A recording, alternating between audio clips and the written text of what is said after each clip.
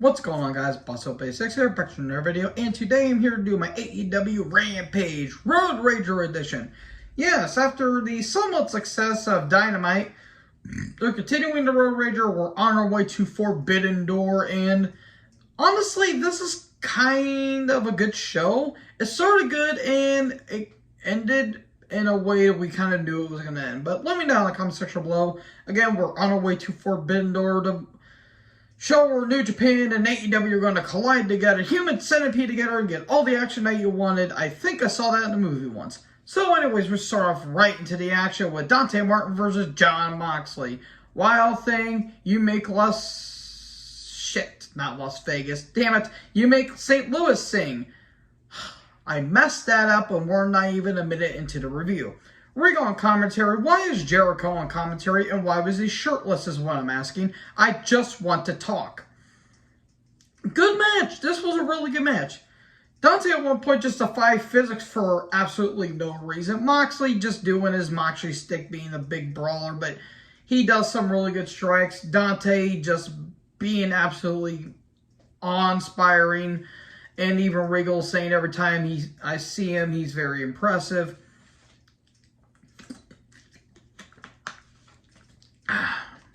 That was refreshing. Dante just doing some good springboard stuff. There were some good counters. There were some pretty good strikes.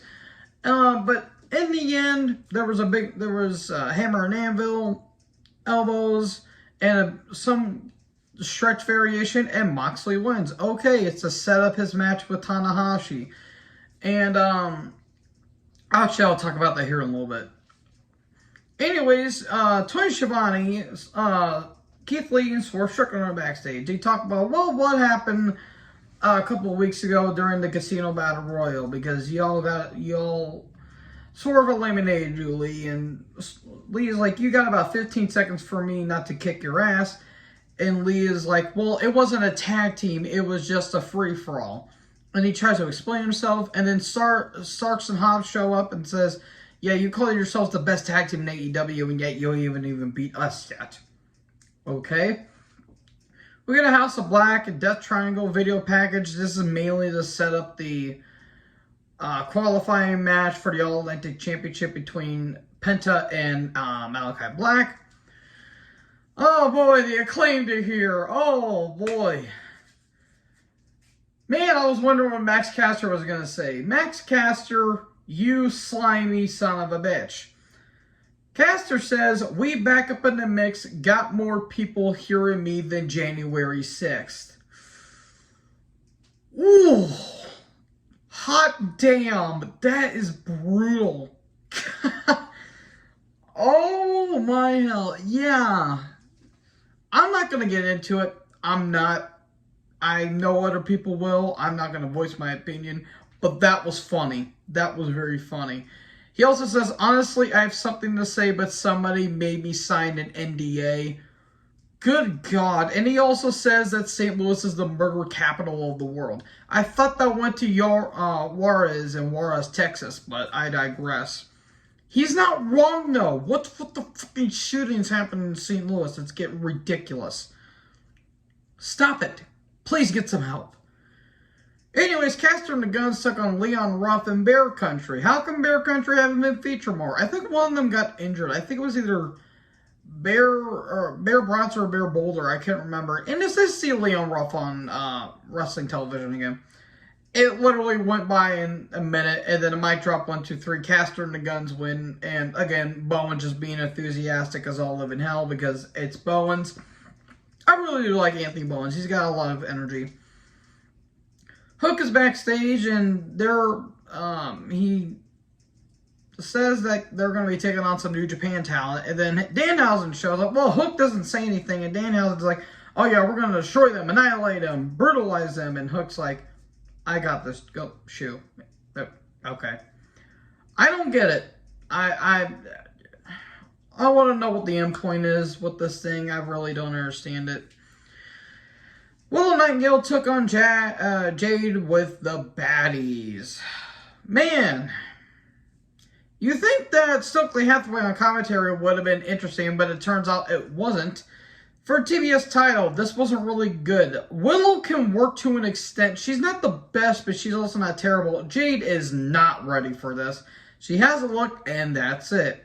Jade did 1, 2, 3, and Jade wins. Then Athena comes out of nowhere, attacks Hogan, and then a boot to Athena. Statlander shows up. She clunks Stokely in the back of the head. He just tumbles. I thought that was funny. And, okay, there you go. Cool. We get a video package on Dut Lethal and the big tall motherfucker, Saddam Singh, about Samoa Joe being a lazy ROH World Champion. Just, I don't get this. Nothing against Singh. He is not cut out for this. I'm sorry. There's nothing wrong with basketball players or other sports players trying to get into wrestling. There's a complete difference, though, because wrestling is a contact. Well, that's not fair because sports in general is a contact. Sports like football, baseball, and, hockey, and all those other stuff, and basketball, and baseball. All those sports are contact sports. It's just, you take more bumps, I feel like, in wrestling. You have to be really, really, really ready. So we get a Forbidden Door rundown and a Dynamite card rundown. I think on Dynamite, what I remember off the top of my head, it's the Aussie Open. It's going to be, it's the Aussie Open and Will Ospreay against Roppongi Vice and Orange Cassidy. And it's going to be Chris Jericho and Lance Archer versus not Will Ospreay, versus Jon Moxley and Hiroshi Tanahashi. Okay, then I have a question. What was the point of El Desperado showing up last week? Dynamite. What was the point of Despy showing up if you weren't going to feature Despy? That makes no sense. It should have been Archer and Despy instead of Jericho, because we don't really need Jericho to be wrestling on our television in 2022. But I digress. And also, they kind of added this last minute. It's going to be a triple threat for the IWGP and ROH tag titles between Great-O-Khan, Jeff Cobb, Roppongi Vice, and FTR. Please let FTR win. I don't think they will, but that would be really interesting to see. Give FTR all the tag titles, is what I'm saying. Anyways, Bobby Fish versus Darby Allin. I know that Mark Henry did that whole thing. They did a talk, but again, it's not really worth noting. Fish took on Darby. It was fine, I guess. Darby is going to crash and burn one of these days doing the dives that he does. Coffin drop on the outside. Fish kept targeting Darby. But in the end, the Last Supper, 1, 2, 3, and Darby wins. Fish attacks. O'Reilly comes down, strumming a chair like a guitar. Then Sting arrives. And he pokes O'Reilly in the groin with the bat. He lifts the bat up. I don't know why, that kind of made me laugh. He grabs the chair. Darby attacks Fish, and then he Pillmanizes Fish's leg with the chair with the coffin drop, because why the hell not? There you go. Sting is back on television. Hooray! Yeah, this episode of Rampage was fine, I guess. It's more of a build-up to Forbidden Door. So anyways, what did you guys think about this show in the comments? Make sure to like, comment, subscribe. Join the herd. I'll talk to you in the next video. Peace out.